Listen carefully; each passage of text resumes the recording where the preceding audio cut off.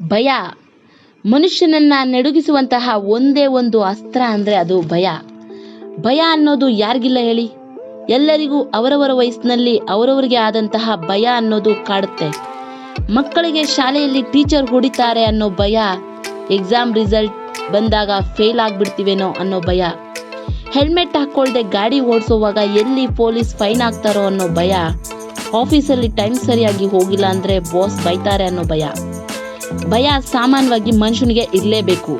ಭಯ ಇದ್ರೆ ಮಾತ್ರ ಮನುಷ್ಯ ತನ್ನ ಕಂಟ್ರೋಲಲ್ಲಿ ತಾನಿರ್ತಾನೆ.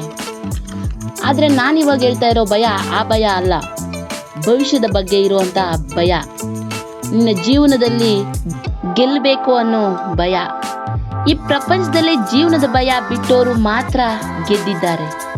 ಭಯವನ್ನ ಪಕ್ಕಕ್ಕೆ ಸರಿಸಿ ನೋಡು, ನಿನಗೆ ಗೆಲುವಿನ ಸೋಪಾನ ಕಾಣಿಸುತ್ತೆ. ನಿನ್ನ ಹತ್ರ ದುಡ್ಡಿಲ್ಲ ಅಂದ್ರೂ ಚಿಂತೆ ಮಾಡಬೇಡ. ನಿನ್ನಲ್ಲಿ ಪ್ರಾಮಾಣಿಕತೆ ಇದ್ರೆ ನೀನು ನಿಜವಾಗ್ಲೂ ಯಾವ ಶ್ರೀಮಂತನಿಗೂ ಕಮ್ಮಿ ಇಲ್ಲ. ಭಯ ಬಿಟ್ಟು ನಿನ್ನ ಜೀವನದ ಗುರಿ ಸಾಧಿಸುವ ಕಡೆ ಗಮನ ಹರಿಸು. ಮೊದಲನೇ ಸಾರಿ ಸೋಲ್ತೀಯಾ, ಭಯ ಪಡಬೇಡ. ಎರಡನೇ ಸಾರಿ ಸೋಲ್ತೀಯಾ, ಯೋಚನೆ ಮಾಡಬೇಡ. ಮೂರನೇ ಸಾರಿ ಸೋಲ್ತೀಯಾ, ಆದರೂ ಯೋಚನೆ ಮಾಡಬೇಡ. ನಾಲ್ಕನೇ ಸಾರಿ ನೀನು ಆತ್ಮವಿಶ್ವಾಸ, ತಾಳ್ಮೆ ಅನ್ನೋದನ್ನ ಇಟ್ಕೊಂಡು ಪ್ರಯತ್ನ ಪಡು. ನೀನು ಖಂಡಿತವಾಗ್ಲೂ ಗೆದ್ದೇ ಗೆಲ್ತೀಯ. ಜೀವನದಲ್ಲಿ ಹೊಗಳಿಕೆ ಹಾಗೂ ತೆಗಳಿಕೆ ಎರಡೂ ಇರಬೇಕು. ಒಂದು ಕಲ್ಲು ಶಿಲೆ ಆಗಬೇಕು ಅಂದರೆ ಹುಳಿ ಪೆಟ್ಟು ಬೀಳಲೇಬೇಕು. ನೀನು ಹಾಗೆ ಜೀವನದಲ್ಲಿ ಗೆಲ್ಲಬೇಕು ಅನ್ನೋದಿದ್ರೆ ತೆಗಳುವವರಿಗೆ ಭಯ ಪಡೋದನ್ನ ಬಿಟ್ಟು ಬಿಡಬೇಕು. ನಿನಗೆ ಇನ್ನೊಂದು ಮಾತು ಹೇಳ್ತೀನಿ, ಜನಗಳಿಗೆ ನೀನು ಭಯ ಪಡ್ತಿದ್ಯಾ ಎಂದು ಗೊತ್ತಾದರೆ ಸಾಕು, ನಿನ್ನನ್ನು ಕೊತ್ತಂಬರಿ ಗಿಡಕ್ಕೆ ನೇಣಾಕ್ಬಿಡ್ತಾರೆ. ಇನ್ನೊಂದು ಮಾತು, ನೀನು ಭಯ ಅನ್ನೋ ವೀಕ್ನೆಸ್ನ ಯಾರ ಹತ್ರನೂ ಬಿಚ್ಚಿಡಬೇಡ.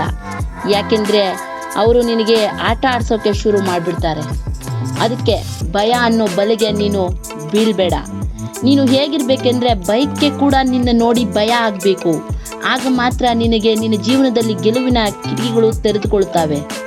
ಭಯವನ್ನು ಬಿಟ್ಟು ನೀನು ಬೆಳಿಬೇಕು. ಯಾವ ಥರ ಬೆಳಿಬೇಕು ಅಂದರೆ, ನಿನ್ನ ಕೈಯಲ್ಲಿ ಏನೂ ಆಗಲ್ಲ, ನಿನ್ನ ಹಣ ಬರನೇ ಇಷ್ಟು, ನಿನ್ನ ಕೈಯಿಂದ ಏನು ಕಿಸಿಯೋಕ್ಕಾಗಲ್ಲ ಅಂತ ಮಾತಾಡ್ಕೊಂಡು ಅವ್ರ ಕೈಯಲ್ಲಿ ನೀನು ಹಾರ ಹಾಕ್ಸ್ಕೋಬೇಕು. ಕಡೆಯಲ್ಲಿ ಒಂದು ಮಾತು ಹೇಳ್ತೀನಿ, ಭಯವನ್ನು ಸುಟ್ಟು ಹಾಕಿ ಜೀವನದಲ್ಲಿ ಮುಂದೆ ಸಾಗು. ಜೀವನ ಅನ್ನೋ ದೋಣಿನ ದಡ ಸೇರಿಸು. ಪ್ರಯತ್ನವನ್ನು ಎಂದಿಗೂ ನಿಲ್ಲಿಸಬೇಡ. ಭರವಸೆಯನ್ನು ಯಾವತ್ತಿಗೂ ಕಳ್ಕೋಬೇಡ.